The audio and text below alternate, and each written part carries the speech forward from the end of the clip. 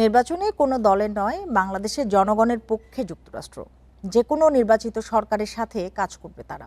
প্রধান নির্বাচন কমিশনারের সাথে বৈঠক শেষে কথা জানিয়েছেন ঢাকায় নিযুক্ত মার্কিন রাষ্ট্রদূত ব্রেন্ট টি ক্রিস্টেনসেন। এ নিয়ে আলোচনা করতে লালমনিরহাট থেকে আমাদের সাথে যোগ দিয়েছেন নিরাপত্তা বিশ্লেষক অবসরপ্রাপ্ত ব্রিগেডিয়ার জেনারেল মোহাম্মদ শামীম কামাল। জনাব শামীম কামাল, আপনাকে স্বাগত জানাচ্ছি ইন্ডিপেন্ডেন্ট টেলিভিশনে। যেটি জানতে চাই আপনার কাছে যে এখনো আওয়ামী লীগকেই শঙ্কা মনে করছে সরকার, কোথাও নিরাপত্তার ঘাটতি রয়ে গেল কি?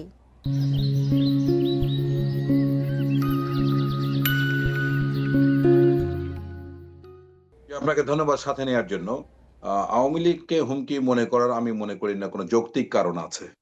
এখন দল হিসাবে আওয়ামী লীগ এবার অঙ্গ সংগঠন সকলকে ব্যান করা হয়েছে এবং তারা নির্বাচনে অংশগ্রহণ করছে না।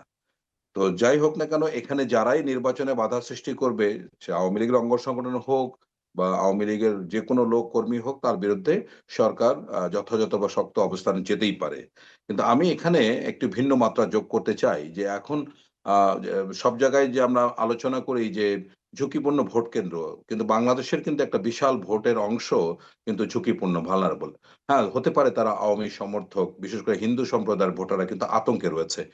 এবং অন্তর্বর্তীকালীন সরকার গত ১.৫ বছরে বিভিন্ন যে মামলাগুলি হচ্ছে, ছাত্র হত্যা মামলা বা এর মানে এর সপক্ষে বেশ কয়েকবার অনেকগুলি উদ্যোগ নিয়েছিল যে মিথ্যা মামলায় যারা জড়িত নয় তাদেরকে তাদের বিরুদ্ধে ফাইনাল রিপোর্ট দেওয়া হবে। একবার ডিসি সাহেব, একবার এসপি সাহেব, একবার ১৭৩ এর সিআরপিসি তে যোগ করে অনেকগুলো আইন করলেন, কিন্তু কাজের কাজ কিছুই করেনি। এবং এটা স্পষ্ট হয়ে গেল যে অন্তর্বর্তীকালীন সরকার এই মামলাগুলির ব্যাপারে মোটেই আগ্রহী নয়। এমনকি বড় বড় দুটি রাজনৈতিক দল বিএনপি এবং জামায়াতে ইসলাম, তারাও কিন্তু এখন কিন্তু ধরেন বলতে গেলে প্রত্যেকটা ইউনিয়নে আমি আমি প্রার্থীও বটে। আমি প্রত্যেকটা ইউনিয়নে দেখতে পাচ্ছি যে ২০০ থেকে ৩০০ লোক ঘরে ঘুমাতে পারছেন না গত ১.৫ বছর ধরে। বিশেষ করে হিন্দু ভোটাররা ভীষণভাবে আতঙ্কিত। যেমন আমি জনতার দলের প্রার্থী হিসাবে নির্বাচন করছি। তাদের একটাই প্রশ্ন যে, "আমরা আপনাকে ভোট দিলে যদি আমাদেরকে থানায় ধরে নিয়ে যায় তখন কি করবেন?" মানুষের ভিতরে একটা আ বড় একটা আতঙ্ক তৈরি হয়েছে। এই আতঙ্কটা কাটানোর উপদেষ্টা ব্যাপারে রেজওয়ানা হাসান বলেছেন যে কঠোরভাবে দমন করা হবে, কিন্তু অন্তর্বর্তী সরকার কি নিরাপত্তা নিশ্চিত করতে পারবে? না, তা পারবে না।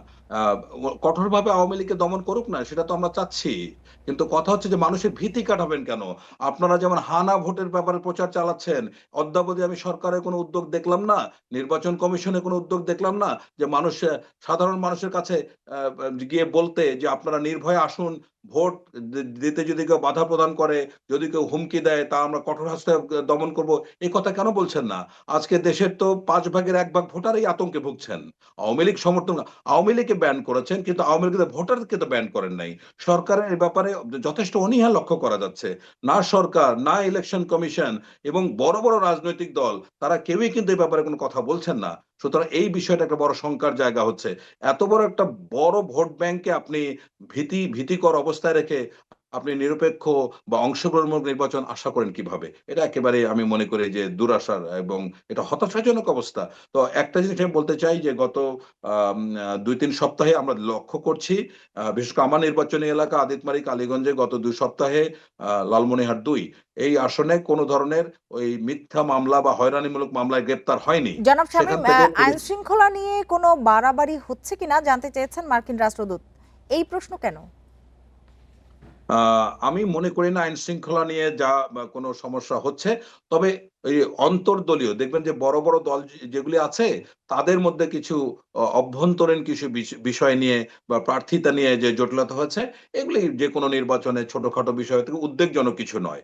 আমার মনে হয় যে এটাকে আমি সেটা উনি জানতে পারেন, মানে মার্কিন যুক্তরাষ্ট্র বৃহত্তর গণতান্ত্রিক দেশ হিসেবে নির্বাচন কমিশনের সাথে এরকম সৌজন্যমূলক একটা সাক্ষাতের মাধ্যমে আইন শৃঙ্খলা পরিস্থিতি কেমন আছে জানতে পারেন। তবে আমরা প্রার্থী হিসাবে আমরা মনে করছি যে আইন শৃঙ্খলা যে পরিস্থিতি যুক্তরাষ্ট্র যে কোনো নির্বাচিত সরকারের সঙ্গেই কাজ করবে, এই বক্তব্য আসলে কি বার্তা দেয়? এই ছোট্ট করে বার্তা বলবেন। সারা জীবনে যুক্তরাষ্ট্র যা বলেছে নির্বাচিত সরকার এবং জনগণের পক্ষে থাকবে, এইটা একেবারে স্টেরিওটাইপ একটা স্লোগান, মন্তব্য যুক্তরাষ্ট্র সব জায়গায় করে থাকে। এখানে আমি ব্যতিক্রম কিছু দেখছি না। জি, জনাব মোহাম্মদ শামীম কামাল, আপনাকে অনেক ধন্যবাদ আমাদের সাথে যোগ দেওয়ার জন্য, আমাদের সময় দেওয়ার জন্য।